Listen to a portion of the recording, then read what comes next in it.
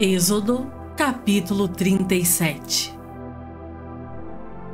Fez também Bezalel a arca de madeira de acácia, de 2,5 côvados era o seu comprimento, de 1,5 côvado a largura e de 1,5 côvado a altura.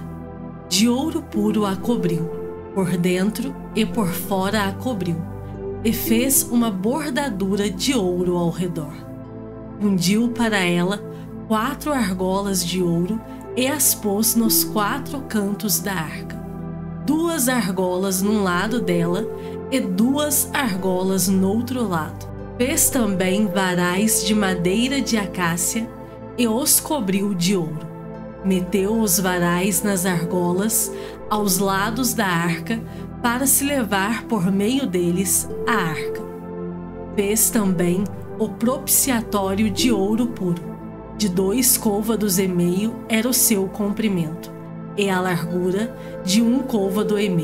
Fez também 2 querubins de ouro batido os fez, nas 2 extremidades do propiciatório. Um querubim na extremidade de uma parte e o outro na extremidade da outra parte.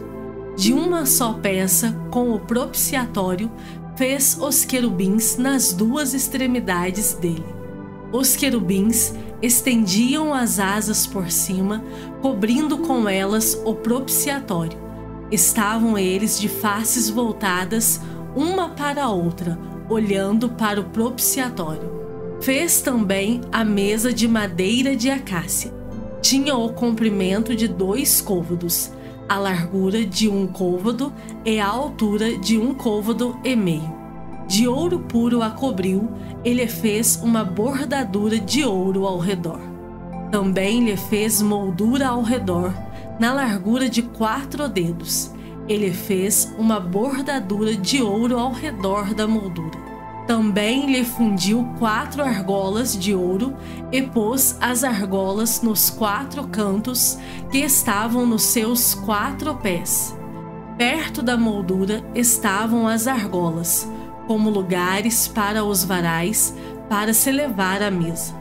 Fez os varais de madeira de acácia e os cobriu de ouro, para se levar à mesa. Também fez de ouro puro os utensílios que haviam de estar sobre a mesa, os seus pratos e os seus recipientes para incenso, e as suas galhetas e as suas taças em que se haviam de oferecer libações.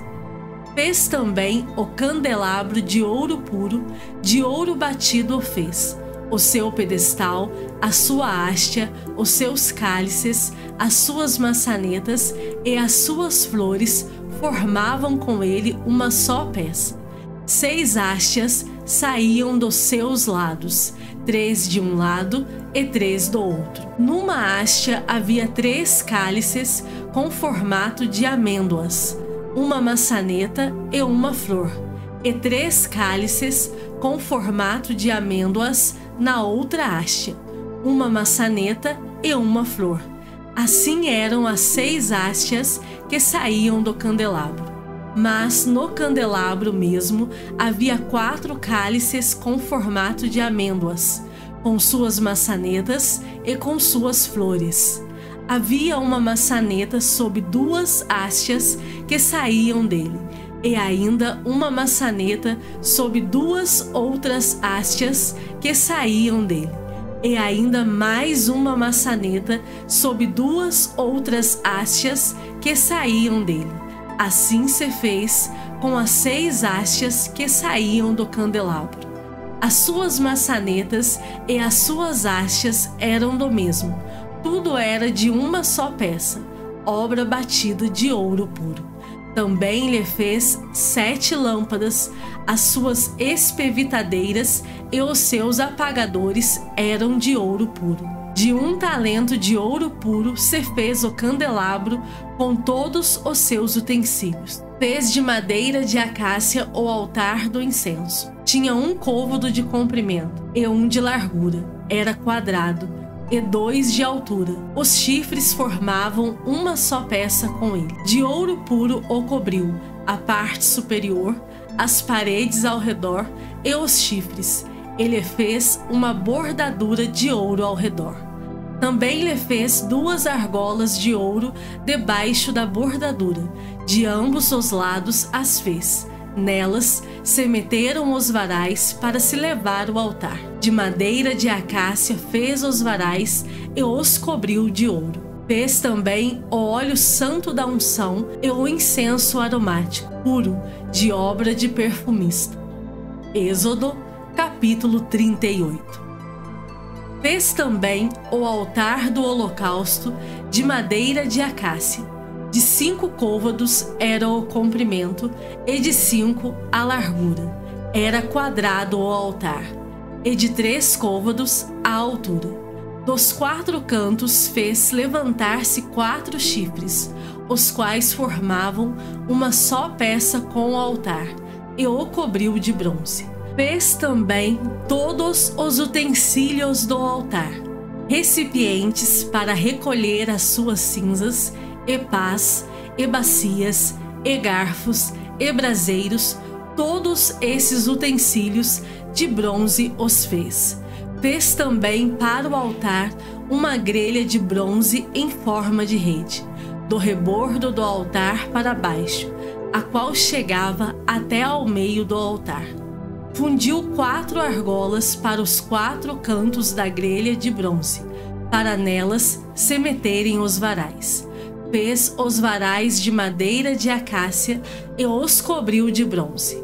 Meteu os varais nas argolas de um e de outro lado do altar, para ser levado, oco e de tábuas o fez. Fez também a bacia de bronze com o seu suporte de bronze, dos espelhos das mulheres que se reuniam para ministrar à porta da tenda da congregação. Fez também o átrio ao lado meridional, que dá para o sul. As cortinas do átrio eram de linho fino retorcido, de 100 côvados de comprimento. As suas 20 colunas e as suas bases eram de bronze. Os ganchos das colunas e as suas vergas eram de prata. De igual modo, para o lado norte, havia cortinas de 100 côvados de comprimento. As suas 20 colunas e as suas 20 bases eram de bronze. Os ganchos das colunas e as suas vergas eram de prata. Para o lado do ocidente, havia cortinas de 50 côvados. As suas colunas eram 10 e as suas bases 10. Os ganchos das colunas e as suas vergas eram de prata.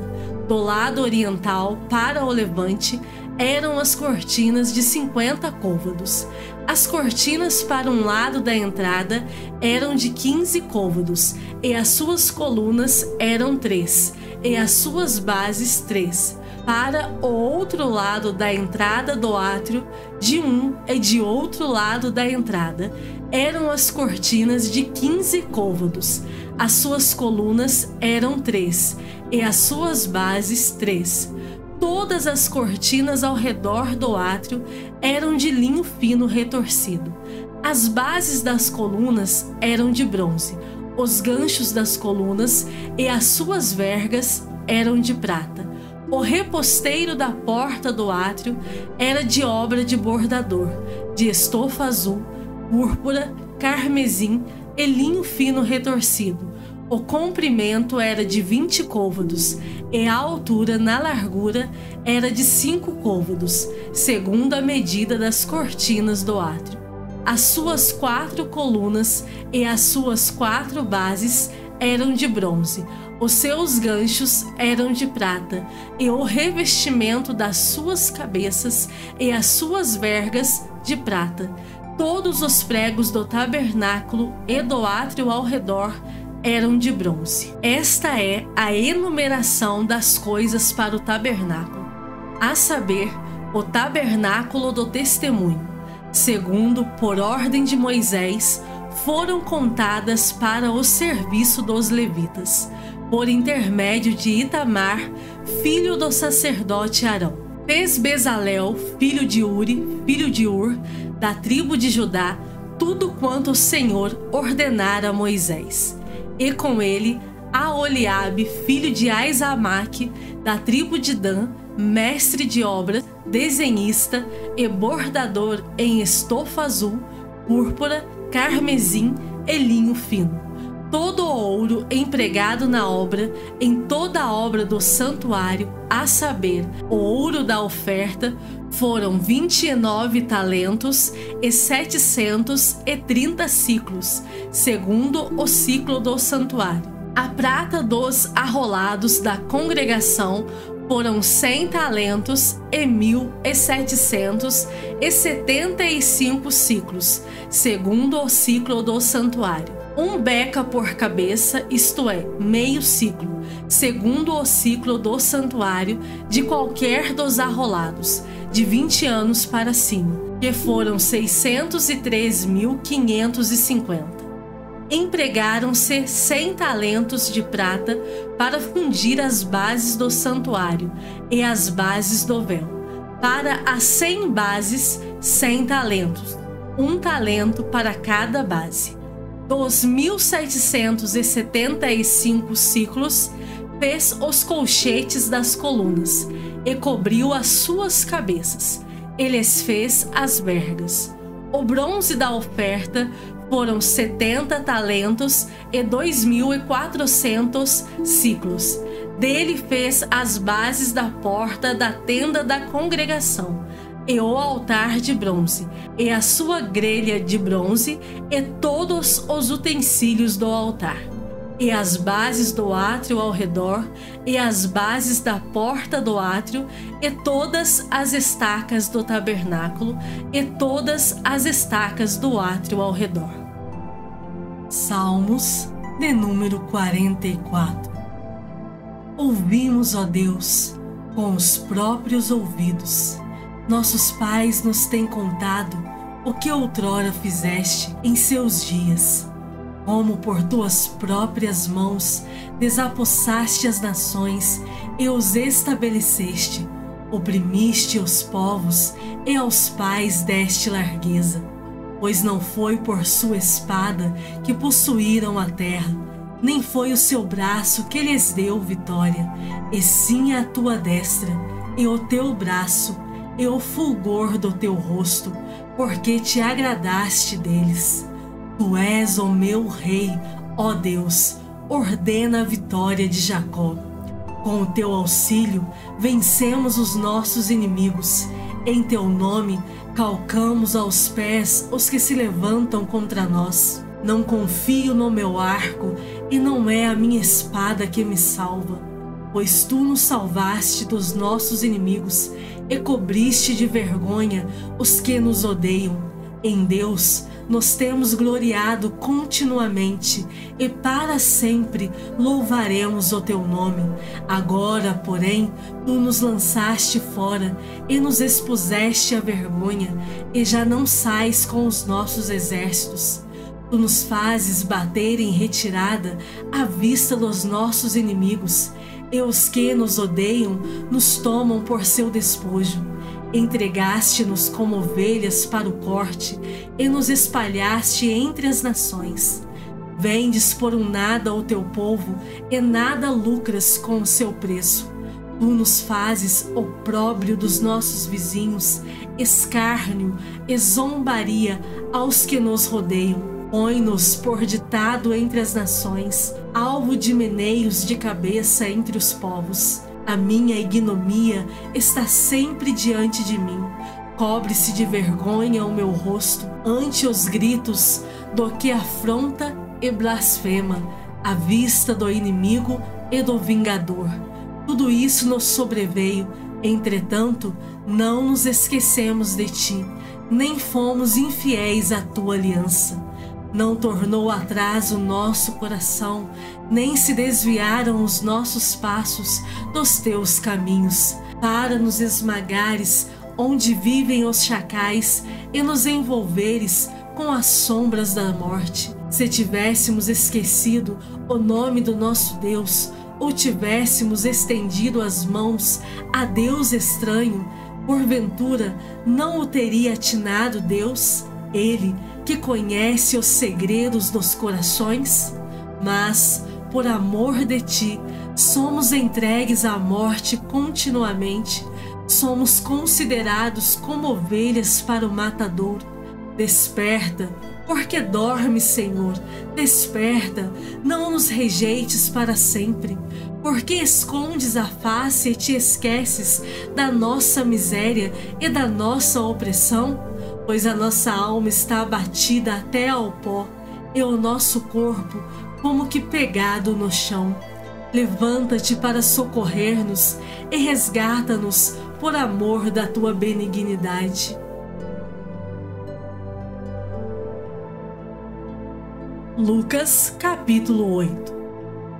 Aconteceu depois disto que andava Jesus de cidade em cidade e de aldeia em aldeia, pregando e anunciando o evangelho do reino de Deus, e os 12 iam com ele, e também algumas mulheres que haviam sido curadas de espíritos malignos e de enfermidades.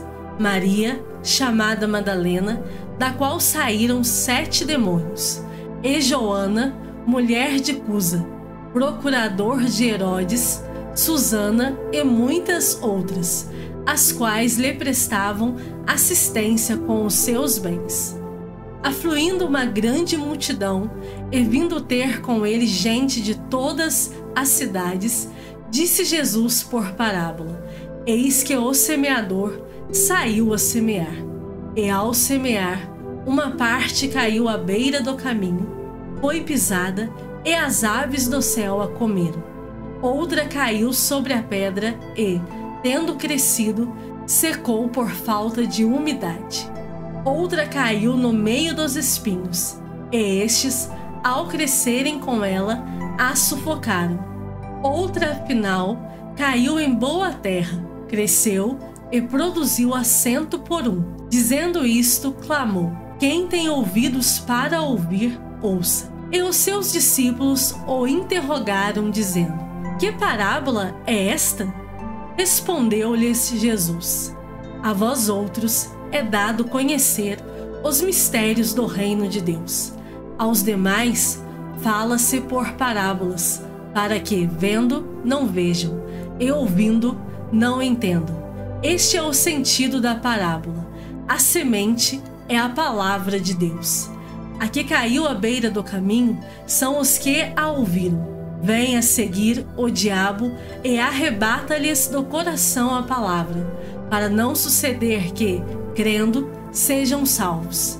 A que caiu sobre a pedra são os que, ouvindo a palavra, a recebem com alegria. Estes não têm raiz, creem apenas por algum tempo e, na hora da provação, se desviam.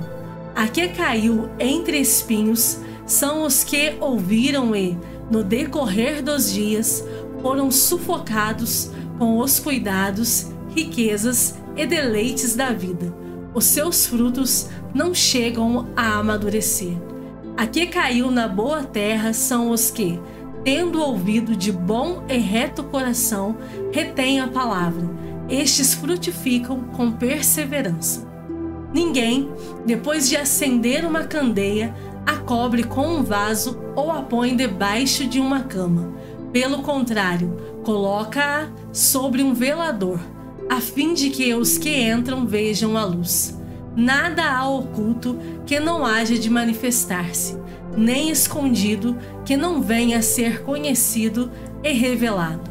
Vede, pois, como ouvis, porque ao que tiver se lhe dará, e ao que não tiver, até aquilo que julga ter lhe será tirado.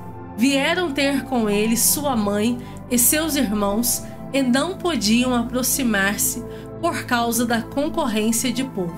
E lhe comunicaram: Tua mãe e teus irmãos estão lá fora e querem ver-te. Ele, porém, lhes respondeu: Minha mãe e meus irmãos são aqueles que ouvem a palavra de Deus e a praticam. Aconteceu que, num daqueles dias, entrou ele num barco em companhia dos seus discípulos e disse-lhes: Passemos para a outra margem do lago, e partiram. Enquanto navegavam, ele adormeceu, e sobreveio uma tempestade de vento no lago, correndo eles o perigo de sossobrar. Chegando-se a ele, despertaram-no, dizendo: Mestre, mestre, estamos perecendo. Despertando-se Jesus, repreendeu o vento e a fúria da água. Tudo cessou e veio a bonança. Então lhes disse: Onde está a vossa fé? Eles, possuídos de temor e admiração, diziam uns aos outros: Quem é este que até aos ventos e às ondas repreende e lhe obedecem? Então rumaram para a terra dos Gerazenos, fronteira da Galileia. Logo ao desembarcar, veio da cidade ao seu encontro um homem possesso de demônios que, havia muito, não se vestia, nem habitava em casa alguma, porém vivia nos sepulcros.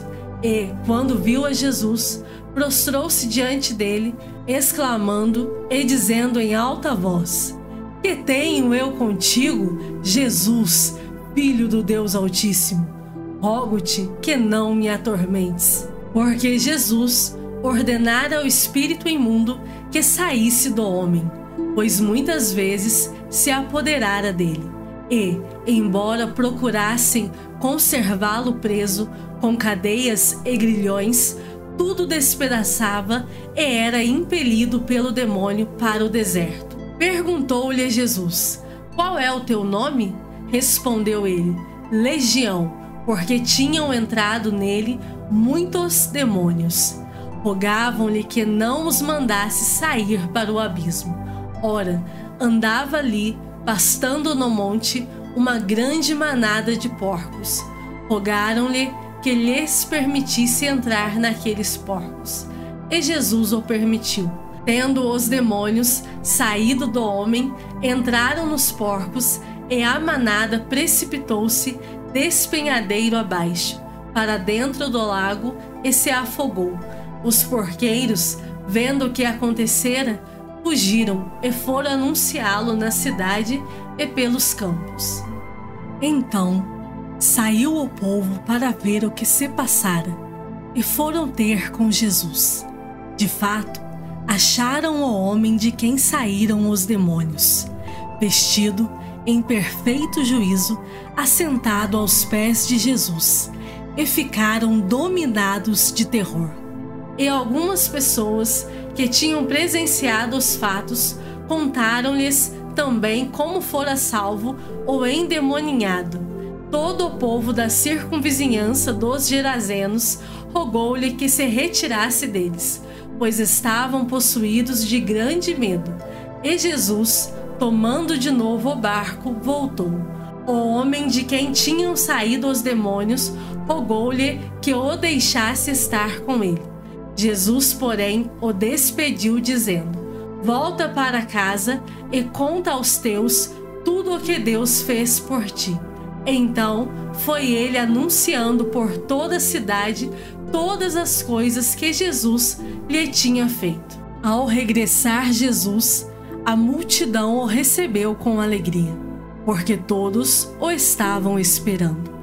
Eis que veio um homem chamado Jairo, que era chefe da sinagoga, e, prostrando-se aos pés de Jesus, lhe suplicou que chegasse até a sua casa, pois tinha uma filha única de uns 12 anos que estava à morte.